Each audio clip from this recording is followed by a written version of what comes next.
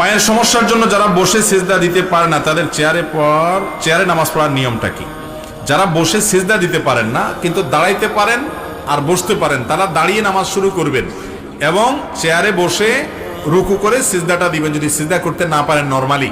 আর যদি নরমালি সিজদা করতে পারেন তাহলে সিজদা দিবেন নরমালি, এরপরে রুকুটা দিবেন নরমালি।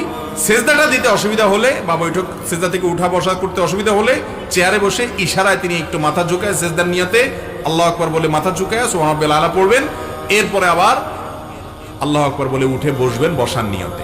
তাহলে যে ব্যক্তির দাঁড়ানোর ক্ষমতা আছে তিনি দাঁড়াবেন, রুকু করারও ক্ষমতা আছে রুকুও করবেন। শুধু সিজদাটা করতে অসুবিধা হয় তাহলে ওইটা তিনি চেয়ারে বসে ইশারা মাথা একটু ঝুঁকায় সিজদার নিয়ত করে সিজদা করতে পারবেন। আর যদি রুকুতেও তার অসুবিধা হয় তাহলে দাঁড়ানোটা দাঁড়াবেন, এরপর চেয়ারে বসে একটু মাথা ঝুঁকিয়ে রুকের নিয়তে রুকু করবেন, আর একটু বেশি ঝুঁকিয়ে সিজদার নিয়তে সিজদা করবেন, এরপরে মাথা সোজা করবেন, এভাবে নামাজ পড়বেন।